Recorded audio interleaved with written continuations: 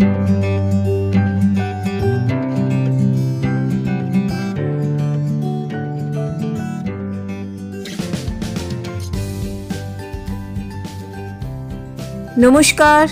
তনুর গল্প সম্ভারে আমি তনুশ্রী তোমাদের আবারও স্বাগত জানাই।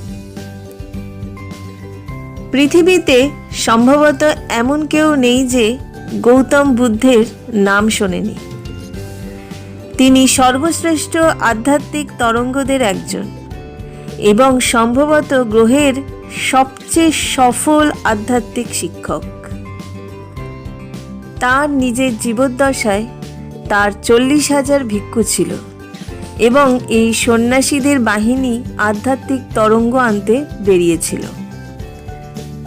তিনি সব ধরনের মানুষের জন্য আধ্যাত্মিকতার বন্যার দরজা খুলে দিয়েছিলেন। আজ আমি তোমাদের গৌতম বুদ্ধের একটি শিক্ষণীয় গল্প পড়ে শোনাব।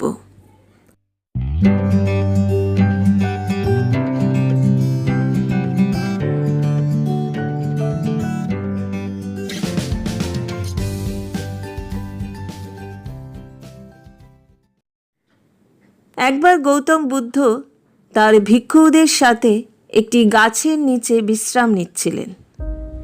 সেই গাছের ছায়ায় বুদ্ধ তার ভিক্ষুদের কৌতূহল দূর করছিলেন।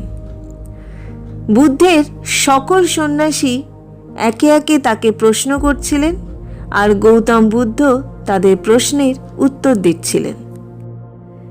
বুদ্ধের সেই ভিক্ষুদের মধ্যে এমন কিছু সন্ন্যাসী ছিলেন যারা কিছুকাল আগে এই সঙ্ঘে যোগ দিয়েছিলেন, যার কারণে তাদের মধ্যে এখনও সেই বোঝাপড়া তৈরি হয়নি, যারা গৌতম বুদ্ধের বক্তৃতা বুঝতে পেরেছিলেন। তখন গ্রীষ্মের সময় সূর্য তার শীর্ষে ছিল এবং চারদিকে রোদ ছিল। বৃদ্ধ লোকটি অনেক বৃদ্ধ হয়ে গিয়েছিল, যার কারণে তার কোমর মোচড় দিয়েছিল। বৃদ্ধের হাতে একটি লাঠি ছিল, যার সাহায্যে বৃদ্ধ তার গন্তব্যে পৌঁছানোর চেষ্টা করছিলেন। ওই বৃদ্ধের শরীর ছিল হাড়ের কঙ্কাল মাত্র। তার ভিক্ষুদের হাসতে দেখে বুদ্ধ তাকে বলেন যে,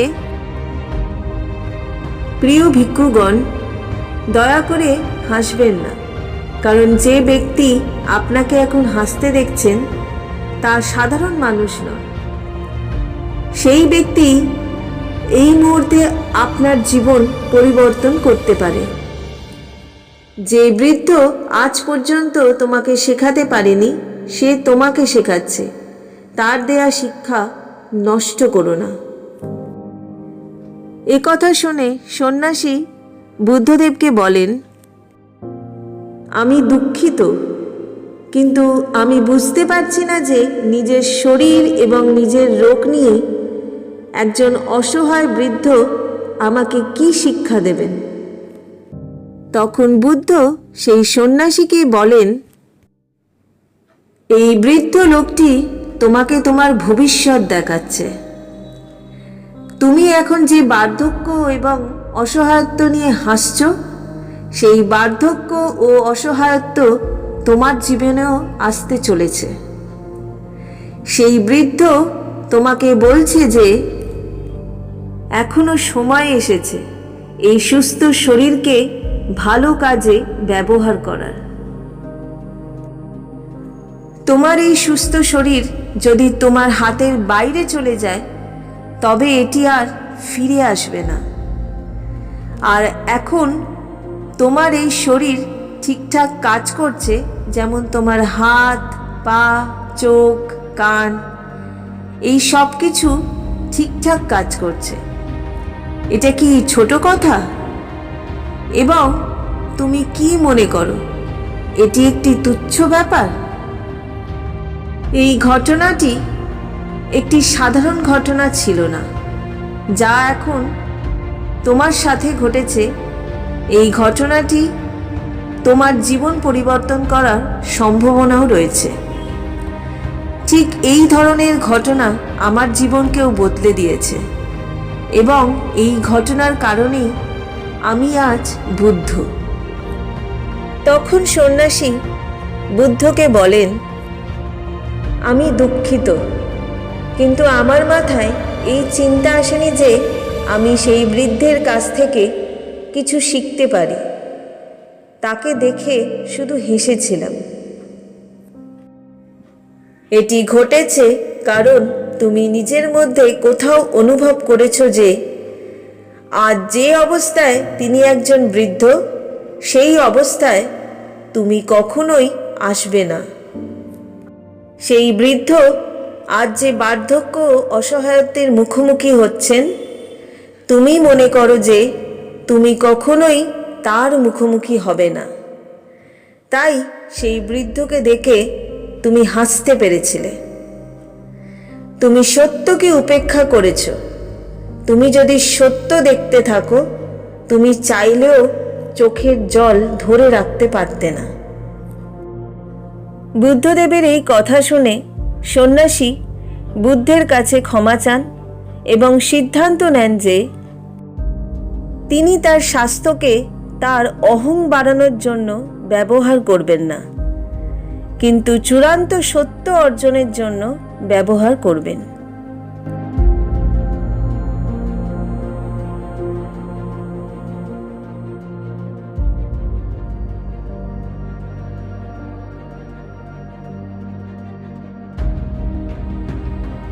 বন্ধুরা, যারা এই গল্পটি পড়ছেন, হয়তো আপনি বড় সমস্যায়ও পড়েছেন, কিন্তু তারপরও একটা কথা সব সময় মাথায় রাখতে হবে যে যত দিন আপনার স্বাস্থ্য ভালো থাকবে, তত দিন আপনি যে কোনো বড় সমস্যা থেকে বেরিয়ে আসতে পারবেন। তাই গৌতম বুদ্ধ বলেছেন যে আমাদের স্বাস্থ্যই আমাদের সবচেয়ে বড় উপহার, যা আমরা এই মহাবিশ্ব থেকে পেয়েছি। তাই এর সঠিক ব্যবহার করুন। গৌতম বুদ্ধের এই শিক্ষণীয় গল্পটি যদি তোমাদের ভালো লাগে, তাহলে কমেন্ট বক্সে কমেন্ট করে জানিও। আর গল্পটি যদি তোমাদের পছন্দ হয়ে থাকে, তাহলে তোমাদের পরিচিতদের সাথে, তোমাদের বন্ধুদের সাথে শেয়ার করো, যাতে আরও বেশি মানুষ গৌতম বুদ্ধের শিক্ষণীয় গল্পটি শুনতে পারে। পরবর্তী গল্প শুনতে হলে যারা এখনো পর্যন্ত আমার পেজটাকে ফলো করোনি, তারা আমার পেজটাকে ফলো করো। খুব শিগগিরই ফিরবো আরও একটা অন্য গল্প নিয়ে। সবাই ভালো থেকো, সুস্থ থেকো।